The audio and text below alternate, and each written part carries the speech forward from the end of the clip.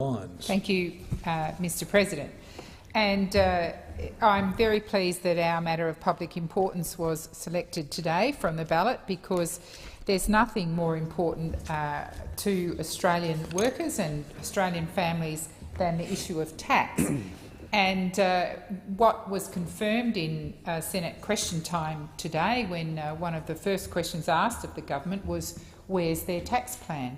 And what we got initially was almost zero response from Senator Brandis, and then on our first supplementary question we got a lecture on everything but tax. And I think almost by the third supplementary that lecture continued, but Senator Brandis confirmed to not only the Australian Labor Party but to all Australians that when it comes to tax and tax policy, the Turnbull government has absolutely nothing to offer. Nothing to offer. And that's because we've seen this putting up of ideas, and then we've seen the backbench react and the ideas suddenly coming off the table. It's been nothing more than a disgrace. And we know that initially Mr Abbott talked a big game, and who could forget that first budget of the Abbott government, which took all Australians by surprise. Many of the promises in the commitments that were made to Australian voters were broken. No cuts to health, no cuts to education. The Gonski ticket that apparently the Abbott government then was on with Labor about, all of that absolutely broken, trashed and burned. The trust of the Australian people absolutely trashed and burned, and the Australian voters treated with absolute disrespect.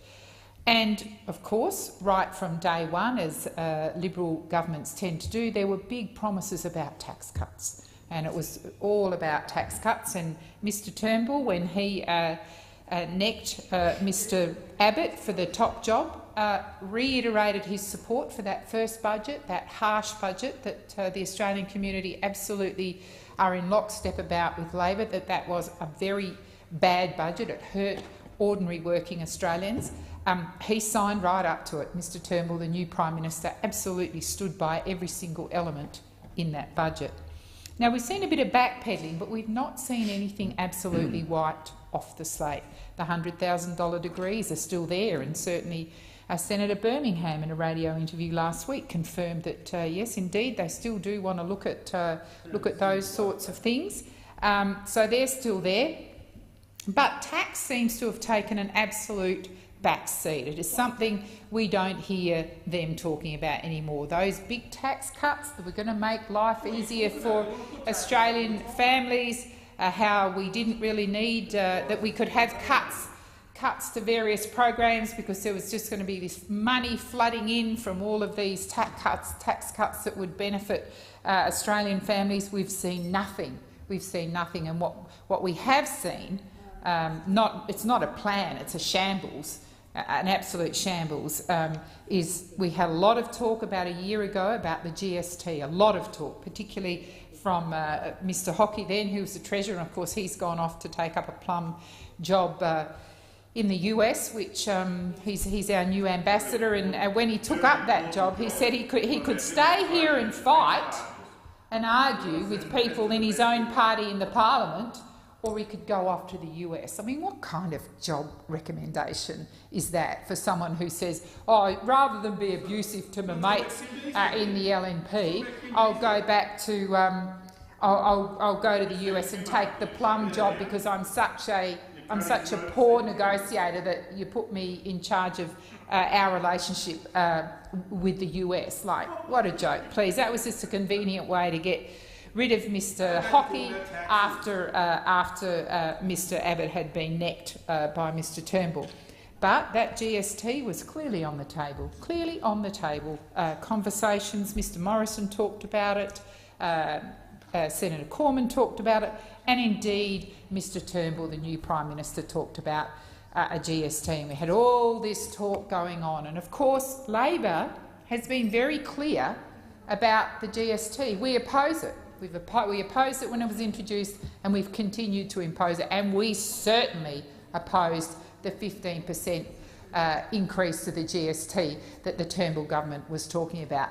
And we went out and we campaigned with the Australian public, and we let them know that the Turnbull government wanted to put a GST on health, they wanted to put it on food, they wanted to even were looking at putting it on education. And what that would have done to ordinary Australian households and workers was really increase the burden that they were already under after that first and second bad Abbott and Turnbull government. So because Labor and the Australian public were in lockstep as being opposed to a GST, the wonderful Turnbull backbench started to get really nervous, because they're the ones really running the show, the backbench, and they're getting nervous about a double D now. You might have heard it in the media this morning. A few of them getting a bit nervous about that.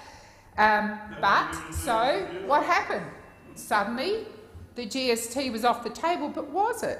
Because on the day the Prime Minister called it off the table, Senator Cash said everything was under consideration. So who could you believe? So again, a very clear demonstration that the Turnbull government has absolutely no plan at all when it comes to tax. When you have senior people in the government, such as Senator Cash, saying on the very day the Prime Minister says it's off the table, she says everything's on the table. It's all up for consideration. Now, we saw that their notes were leaked, and maybe that's the problem. Maybe they're not all on reading the same notes. They're just making it up as they go along. But a very clear demonstration from senior people in the Turnbull government. They've got no idea about the GST. And then we had, who could forget that appalling National Press Club speech by Mr Morrison just a couple of months ago, in the kind of lead up to the budget, where you kind of hint a little bit, but of course he had the GST ripped out from underneath him, so he didn't have much left to discuss. But what he has said on the public record, and so have a number of the Turnbull government members, but particularly the Treasurer has said, he's talked about excesses with negative gearing. He's talked about it a number of times, but of course, once again, he's been shut down. So we've never been able to get to the bottom of exactly what Mr Morrison is talking about when he talks about excesses in negative gearing. But it's very clear from those opposite that they want to make it easier to buy your 16th or your 17th property than to enable young Australian families and indeed young Australian workers to buy their first house. Of course, they are looking after their rich mates as usual. And then when we look at multinational tax avoidance, a couple of weeks ago in this place, I spelled out very clearly all the partners of Alcoa, all of the partners, Civic and some Japanese companies and so on, paying zero tax in this country, while the Turnbull government stood by and allowed seafarers, Australian workers, Australian taxpayers, Australian mums and dads, members of the Australian community, be sacked by companies that aren't paying 1 cent in tax in this country, not 1 cent. And they stood by and they thought it was fair game to see Australian jobs go to foreign workers on Australian waters for the princely sum of around $2 an hour. And that's a disgrace. And we've seen that the Australian, certainly the Turnbull government, certainly does not stand for Australian jobs. And then we saw the dirty deal the Greens did on corporate tax. When we had the government who were desperate to kind of do something, that besides not having a tax policy, they thought perhaps they could do something on corporate tax.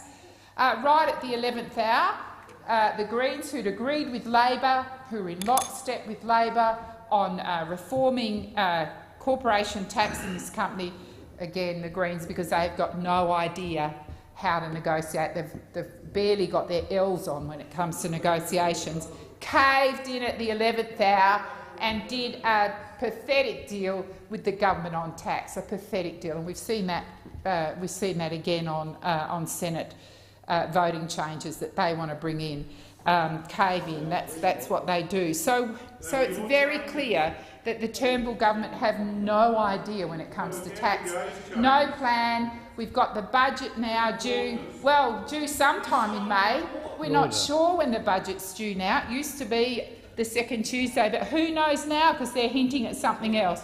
Perhaps they'll need their mates, the Greens, to help them out again. Senator No tax Lyons, policy. your time.